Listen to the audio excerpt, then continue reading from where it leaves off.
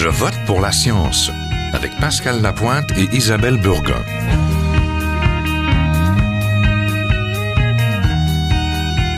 Bonjour à tous. Protéger ou exploiter les ressources naturelles, c'est un choix à faire et pas moyen de faire les deux. Donc les aires protégées qui devaient se multiplier, particulièrement dans le Bas-Saint-Laurent, stagnent, principalement en raison de permis d'exploitation pétrolière accordés à de nombreuses compagnies. Le gouvernement québécois s'était engagé à protéger 12% de son territoire et 10% de ses eaux avant la fin de 2015. Au 31 mars 2016, le Québec comptait environ 155 400 km² d'aires protégées, soit à peu près un peu plus que 9% de sa superficie. Du côté du réseau d'aires marins protégés, il couvre actuellement 1,3% du milieu marin québécois. Ainsi, au Québec, près de 4400 sites naturels répondent à la définition d'une aire protégée, un territoire qui assure la protection et le maintien de la diversité biologique, des ressources naturelles et culturelles associées. Il existe en fait 23 désignations juridiques et administratives de ces milieux naturels, et c'est beaucoup. Avec l'adoption de la loi sur la conservation du patrimoine naturel, la province s'était engagée à sauvegarder le caractère, la diversité et l'intégrité du patrimoine naturel du Québec. Dans un même temps, le gouvernement du Québec délivrait des permis d'exploration à des compagnies pétrolières et gazières sur d'immenses territoires. Un récent appel d'organismes environnementaux du Bas-Saint-Laurent tente de relancer le processus de protection. Et alors, nous allons en parler tout de suite.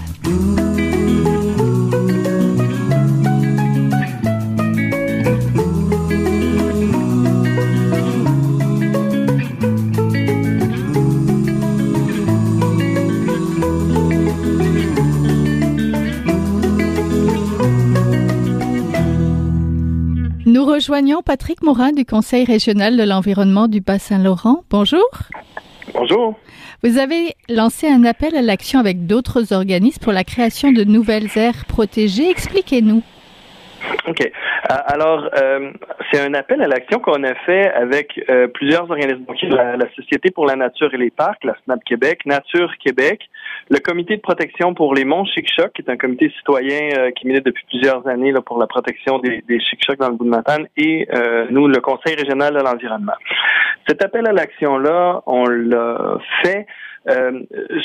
Disons, ça arrive dans une certaine historique que je vais vous raconter pour que vous compreniez bien. C'est-à-dire qu'en 2013, et même un peu avant, on a débuté régionalement une démarche, c'est-à-dire que la conférence régionale des élus, puis d'autres intervenants de la région, même les industriels forestiers, avaient dans leurs objectifs de protéger certaines parties de la forêt publique pour répondre à des objectifs régionaux pour la certification environnementale des opérations forestières. Donc, c'était un besoin commun.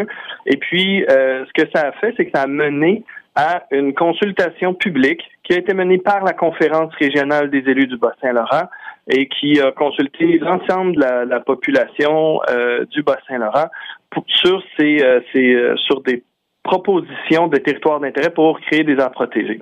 Et à la sortie de cette consultation-là, il y a vraiment beaucoup de gens qui ont participé, des organismes, des citoyens, puis de différents secteurs, pas seulement des pro-environnement, mais vraiment différents acteurs, des décideurs, des intervenants de la région, des MRC, des entreprises, du public, du privé. Bon, vraiment, on ratissait large et qui ont tout le monde se ralliait derrière le fait de proposer de protéger une partie significative supplémentaire de la forêt publique de la région.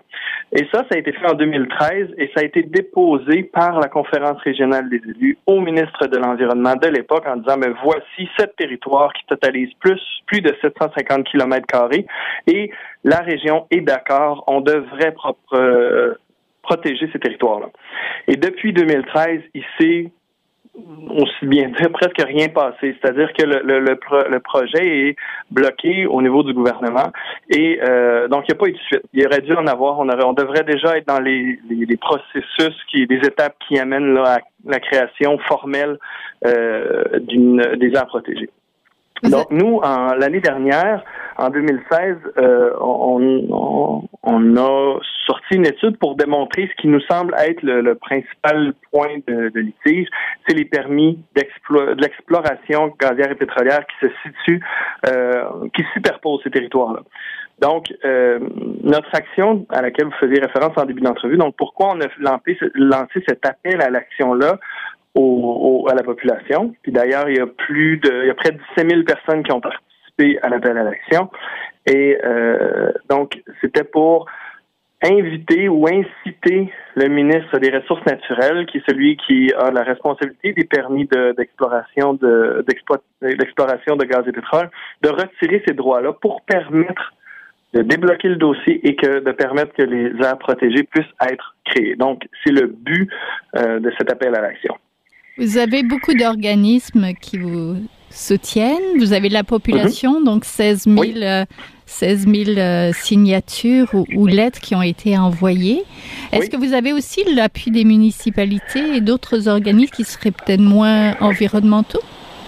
Oui, quand je vous ai dit que dans la démarche de consultation pour la création des aires protégées à la base, c'était pas le Conseil régional de l'environnement qui menait ça, c'était la conférence régionale des élus du Bas-Saint-Laurent. Donc ça veut dire que c'est les élus, donc les préfets, toutes les MRC du Bas-Saint-Laurent.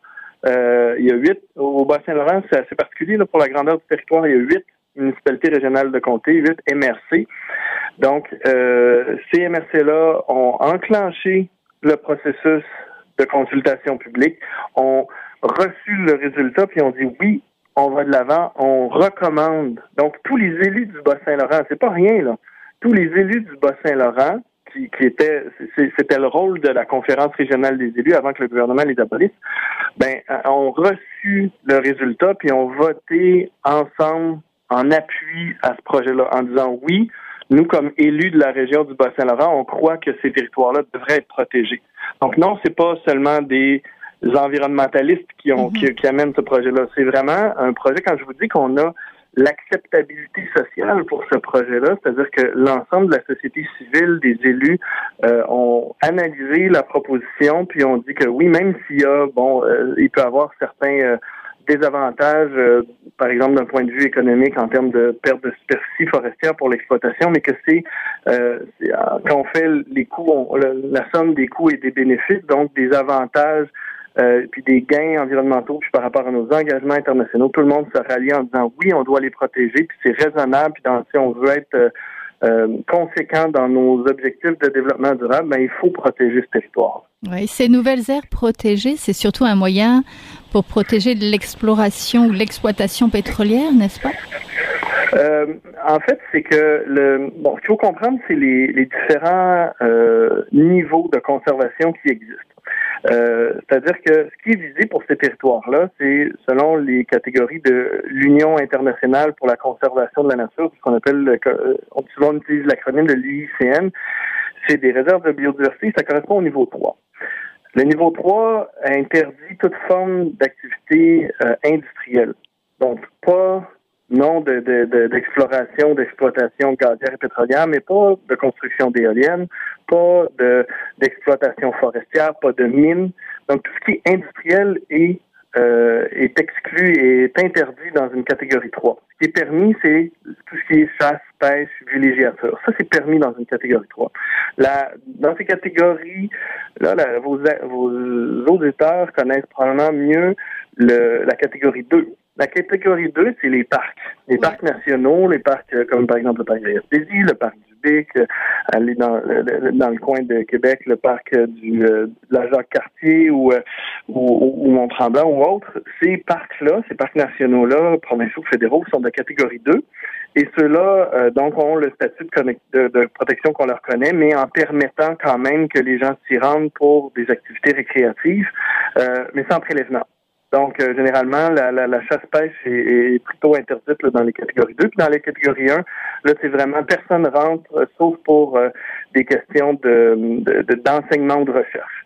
Donc, seulement les chercheurs ou les enseignants qui peuvent rentrer dans des aires protégées de catégorie 1, puis celles-là sont moins connues. Donc, ce qui est visé dans le présent projet, dans ces territoires-là, c'est des catégories 3. Donc, chasse, pêche, villégiature, les sentiers de motoneige ou de quad qui sont existants pourraient continuer à exister et à être utilisés, mais tout ce qui est commerciale, pêche commerciale, éolienne, construction d'éoliennes, exploitation forestière, exploitation minière, exploitation pétrolière, gazière, tout ça, c'est interdit. Oui. Vous avez produit un rapport avec la Société pour la nature et les parcs du Canada nommé Permis pétrolier, un obstacle à la conservation. Présentez-nous un peu la situation dans le Bas-Saint-Laurent et peut-être le chevauchement que vous retrouvez entre ces zones à protéger et les permis pétroliers qui sont déjà là. D'accord. Le Bas-Saint-Laurent est couvert à près de 80% par des permis d'exploration gazière et pétrolière. Ça date de la même époque où il y a eu une espèce de prise de conscience, disons, dans la question du gaz de schiste au sud du Saint-Laurent, près de Montréal et Québec, où est-ce que là, il a commencé à avoir de l'exploration, donc des forages. Et puis, les compagnies le gouvernement a ouvert aux jalonnements, aux claims, un peu avant ça, tout le sud du Saint-Laurent. Donc, en même temps que les compagnies ont pu claimer, c'est un anglicisme, mais ça réfère à notre système de notre régime minier qui est du click and claim, comme on dit. Donc, on peut aller sur Internet, cliquer puis acheter les droits d'exploration pour un certain territoire. Puis ça coûte quelques dollars à l'hectare. Donc, une compagnie avec des moyens peut facilement acheter plusieurs dizaines, centaines ou milliers d'hectares selon ses moyens. Donc, en même temps ont été achetés ces permis-là dans le coin de Montréal ou Québec, mais tout le Bas-Saint-Laurent, ou presque, plus de 80% a été, en même temps, les permis ont été achetés, une bonne partie de Gaspésie aussi. Bon. Donc, les permis existent depuis ce temps-là, puis la plupart ont été renouvelés. Ce qu'il faut savoir aussi par rapport à notre régime, c'est que si une compagnie détient des permis au Bas-Saint-Laurent, puis par exemple en Abitibi-Témiscamingue, et qu'elle fait des travaux d'exploration, donc parce qu'il y a une obligation pour conserver le permis, pour être capable de le renouveler, il faut faire des travaux d'exploration. Mais on n'est pas obligé de faire des travaux d'exploration sur chacune des superficies ou chacun des carrés pour lesquels on a acheté les permis. Donc, chacun des secteurs où il y a un permis. Si une compagnie a des permis en Abitibi au Bas-Saint-Laurent, fait des travaux d'exploration en Abitibi, eh bien, ça va permettre de conserver le permis aussi au Bas-Saint-Laurent, même sans faire d'activité d'exploration. Pourquoi je vous dis ça? C'est parce que, comme on a vu, au Bas-Saint-Laurent, il y avait donc 80% du Bas-Saint-Laurent qui était recouvert par les permis. Dans le cas des 7 territoires d'intérêt, il y en a 6 qui étaient complètement ou en bonne partie couverts par des permis. Il y en a seulement un qui n'en avait pas. Et là, ce qu'on a fait, donc on est allé voir où est-ce qu'il y a eu des travaux d'exploration, où est-ce qu'il y a eu des forages pour chercher du gaz et du pétrole. On a trouvé les endroits et aucun de ces puits-là n'a été foré à l'intérieur des territoires. Donc, ça nous permettait de dire que si le gouvernement décidait de retirer les permis aux compagnies qui les détiennent, ce ne sont pas des territoires où ils ont investi de l'argent puis où ils ont commencé à forer pour trouver du pétrole et du gaz. Donc, retirer ces permis-là laisserait, puis si vous regardez la carte, si les gens vont sur notre site web, donc le crebsl.com, peuvent télécharger le permis, l'étude, vont voir que même si on retirait, on peut penser que c'est beaucoup, 750 km², mais le Bas-Saint-Laurent fait 22 000, donc c'est une petite proportion, puis les compagnies si elles perdaient, si le gouvernement leur retirait ces permis-là, elles auraient encore de très larges superficies pour continuer à explorer si elles veulent chercher du gaz, du pétrole ou du Bas-Saint-Laurent. Donc le préjudice serait pas énorme et démesuré en termes d'opportunités, disons, pour ces compagnies-là. Oui, vous avez identifié donc 7 territoires ou noyaux de conservation, comme vous les appelez là. Présentez-les-nous. Pourquoi ces 7-là? Donc le premier, le plus à l'ouest du Bas-Saint-Laurent, il s'appelle le lac de l'Est. Donc parce que il est dans l'est du Québec, mais il est à l'ouest du Bas-Saint-Laurent, c'est un peu mêlant. Donc le lac de l'Est, c'est un grand lac au fond d'une vallée, donc il y a une forme assez particulière avec des forêts de feuillus autour et donc c'est une forme géologique qui est assez rare, donc c'est pour ça qui est visé. Il se trouve près de la municipalité de Mont-Carmel au Kamouraska. Le deuxième territoire, c'est celui de Duchesnier, qui est au sud de Bic et Rimouski, qui se trouve donc, il s'appelle Duchesnier parce qu'il y a une réserve faunique, la réserve Duchesnier, qui est à cet endroit-là, qui est un territoire de chasse et pêche surtout. Et puis, donc, c'est la partie de la réserve du Chénier où se trouvent les lacs. Il y a vraiment une forte concentration de lacs, une des plus hautes concentrations de lacs au sud du Saint-Laurent. Donc, un grand nombre de lacs sur une très petite superficie avec des espèces aquatiques comme l'ombre chevalier osaka qui sont endémiques, qui sont particulières à cet endroit-là. Ensuite, il y a une partie de la rivière Patapédia. La rivière Patapédia, c'est une rivière qui chevauche le Bas-Saint-Laurent et la Gaspésie, donc qui a sa source au Bas-Saint-Laurent et qui se déverse dans la rivière Restigouche, qui, elle, fait la frontière entre le Bas-Saint-Laurent et le Nouveau-Brunswick. À l'embouchure de la rivière Patapédia se trouve le $1 million pool, qui est une fosse à saumon vraiment célèbre parce que l'arrivée de la Patapédia dans la Restigouche crée vraiment des conditions exceptionnelles pour le saumon. Moi, j'ai eu la chance de canoter la Patapédia et de vraiment canoter la fosse en question, le $1 million pool, puis vraiment, les saumons sont assez exceptionnels, les saumons qui nagent, qu'on peut voir nager dans cette fosse-là. Donc, c'est des grands saumons qui sont oui pêchés, mais donc les conditions, protéger ce territoire-là permet de préserver là, cette richesse-là exceptionnelle au niveau, oui, du saumon et de plusieurs autres espèces là qui utilisent la vallée de cette rivière-là qui est très encaissée. Ensuite, il y a les plateaux de la rivière Assiniboine. Donc là, on est une autre rivière. La rivière Assiniboine se jette dans la rivière Matapédia et c'est les plateaux. Donc vraiment, là, on est en altitude. Il y a des plateaux relativement plats au sommet des montagnes et la rivière Assiniboine coule au fond des vallées de chaque côté, de part et d'autre des plateaux. Et puis, donc, c'est ce territoire-là, ces plateaux-là, qui sont justement, vu leur forme de plateau et leur altitude, contiennent des écosystèmes qui sont particuliers. Ensuite, il y a la tête de la rivière Côte-Abscale, qui est une autre rivière à saumon, mais là, vraiment, c'est la source. Donc, la tête de la rivière avec des tourbières, des écosystèmes, des milieux plutôt humides qui, eux, contiennent des plantes, aussi des espèces, et qui permet à la rivière d'avoir toutes ces qualités de pêche et faunique, parce que, bon, il y a d'autres attraits plus bas, plus en aval de la rivière. Donc, de protéger l'amont permet de conserver ça. L'avant-dernier, c'est la rivière Cascapédia. Donc, c'est un segment de la rivière Cascapédia dans les contreforts des Chic-Chocs. Donc, on est en terrain plutôt montagneux, puis il y a une portion de la rivière Cascapédia qui, elle, se jette en Gaspésie. Donc, c'est aussi là au niveau topographique et conditions qui est intéressant. Et finalement, il y a une partie des monts Chic-Chocs, donc le dernier territoire, on l'appelle le territoire des Chic-Chocs. Ce serait en fait une extension du parc de la Gaspésie. Donc,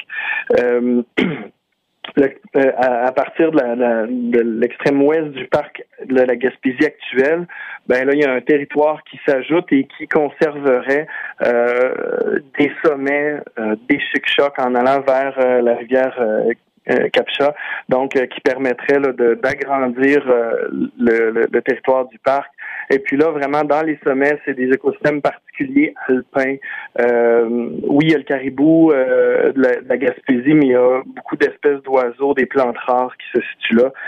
D'où l'intérêt, là, particulièrement, là, le comité des bons Chic-Chocs dont on parlait, qui ont contribué à l'appel à l'action. Ils ont ramassé beaucoup de connaissances sur ce territoire-là, donc d'où l'intérêt là, de ce territoire-là. Je vous remercie beaucoup. On était en compagnie de Patrick Morin du Conseil régional de l'environnement du Bas-Saint-Laurent et on va suivre ce dossier. Merci beaucoup. Merci.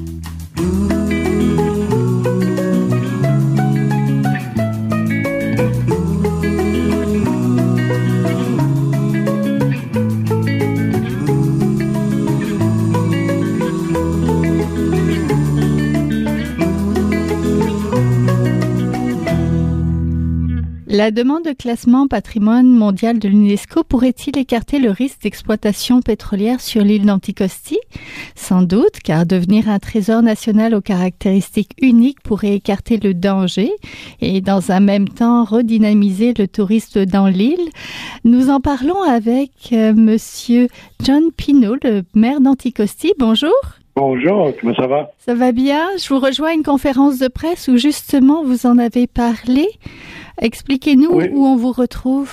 Oui, présentement, je suis à cette île et on vient de terminer une conférence de presse qui était montée par le CSN Côte-Nord, mais qui nous donnait leur appui à notre projet d'Anticosti, non simplement le CSN Côte-Nord, mais le CSN tout court. Là. Et mais évidemment, à cette conférence de presse, il y avait le représentant du CSN, mais il y avait aussi le chef Jean-Charles Pitachot qui représente la nation Innu comme tel. C'est le porte-parole du nation Innu. Et lui, bien sûr, c'est un ami et quelqu'un qui nous appuie depuis fort longtemps. Il y avait également le préfet de la Mingani, qui est le comté dans lequel se retrouve Anticosti, qui était là, qui a montré l'appui du gouvernement régional aussi. Oui, parce que vous avez beaucoup d'appui dans cette démarche-là. Oui, je veux dire, jusqu'à date, c'est sûr qu'on a toujours eu un peu l'appui des groupes écologistes, là, comme tel, et on a travaillé beaucoup le dossier en partenariat avec Nature Québec, les gens d'Équiterre, la Fondation David Suzuki, je veux dire, il y en a un paquet, évidemment, la Fédération du Saumon Atlantique. Et puis aujourd'hui, mais qui joint à tout ça, mais il y a la Fédération québécoise des municipalités, l'Union québécoise des municipalités, la Ville de Montréal, les villes de riverains au Grand Lac. En tout cas, ça commence à faire une grande coalition. Oui, vous avez vraiment beaucoup d'appui. Donc, rappelez-nous votre démarche un petit peu. Est-ce que Anticosti a de bonnes chances d'être classé patrimoine mondial de l'UNESCO? On m'a posé la question un matin, puis je lui ai dit que, en tout cas, moi, je suis prêt à mettre 100 $ sur la table de n'importe qui que le dossier passe. C'est parce que quand on regarde dans le fin fond de notre démarche, le dossier qui est monté, et de un, on a engagé une coordinatrice pour monter le dossier. C'est une personne qu'on a choisie sur au-delà de 100 candidatures. Quelqu'un de brillante, une jeune avocate qui a monté le dossier. Et au-delà de ça, mais il y a des experts qui ont venu se greffer à ça tout le long. Et l'argument qui se fait pour Anticosti, c'est de dire et d'ailleurs, il y en a deux principales. Le premier en étant sa géologie. L'île d'Anticosti émerge des flots il y a environ 450 millions d'années. Et cette époque-là correspond avec la première grande extinction de masse que la Terre a connue. Et sur Anticosti, comme c'est toute de la roche sédimentaire, des géologistes peuvent pointer exactement le stade où est-ce que cette extinction a eu lieu. Et toutes ces couches sédimentaires, mais il y en a pour environ 15 millions d'années. Et c'est à peu près la seule place au monde qu'on peut vraiment étudier cette époque-là. C'est fort important parce que on ne sait pas qu'est-ce qui a causé cette extinction-là, mais on sait que c'est pas le contact avec un corps céleste. Ça a à faire avec un grand bouleversement climatique. Puis c'est d'actualité aujourd'hui. Fait que si vous voulez étudier ce phénomène-là, à peu près la seule place et certainement la place où ce que les couches successives sont les plus complètes, c'est dans Anticosti. Et l'UNESCO protège déjà des endroits fossilifères d'importance tels que Mikwasha puis Mistaken Point à Terre-Neuve. Mm-hmm. Mais cette époque-là n'est pas protégée à nulle part sur la planète non plus. Fait que déjà, c'est un argument massu pour ça. Le deuxième grand argument qu'on fait, c'est on se renseigne dans le critère de l'UNESCO qu'on voit rarement utilisé en Amérique du Nord, mais qui peut-être beaucoup plus en Europe. c'est ce qu'on appelle des paysages culturels. Et ça, c'est vraiment l'interaction de l'homme et la nature. Le classement pourrait-elle la préserver de projets d'exploitation pétrolière?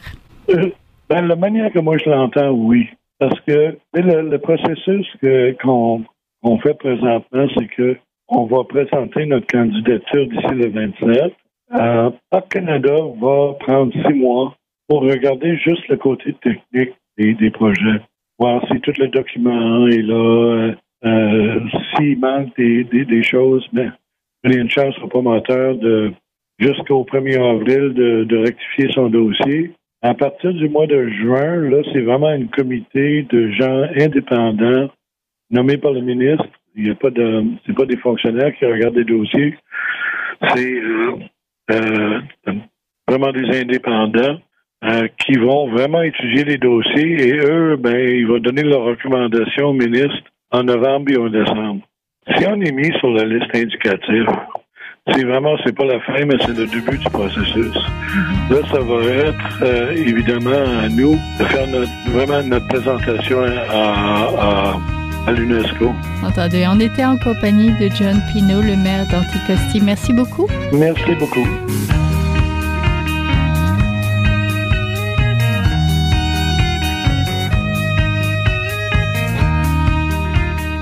C'est tout pour cette semaine. Je vote pour la science. C'est une production de l'agence Science Presse avec Radio VM. Au micro, Isabelle Burguin. À la régie, Daniel Fortin. Vous pouvez réécouter cette émission à l'antenne de Radio VM toujours ou alors sur le site de l'agence Science Presse en balado-diffusion et nous suivre sur vos réseaux sociaux préférés. À la semaine prochaine. Jin Zhaohua est un chercheur typique de ceux pour qui les progrès de la bioinformatique ont préséance sur le sens biologique et pour qui la grosse science constitue la seule logique. On y parle de génome, de transcriptome et de spliceosome, de traductome, de protéome et de foldéome, de kinome, de protéasome, mais pas du glaucome de Guillaume, de signalosome vers les lysosomes, et puis phone. Des milliers de candidats qui montent et qui descendent en fonction du stimulus duquel ils dépendent. Pendant que Dr. Roy montre ses résultats et avec son accent chinois il dit comme ça: Disco up, disco down, this we're not sure we have to do another time. Disco up, disco down, I like cDNA microarray.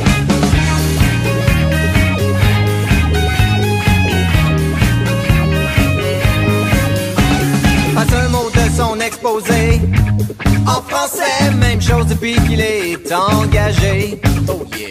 Les réunions de la Beauce se font en anglais, même s'il est le seul à le parler. You know. Thousands that go up and down with each stimuli. You, the next candidate on, the gene is right. Pendant que Dr. Roy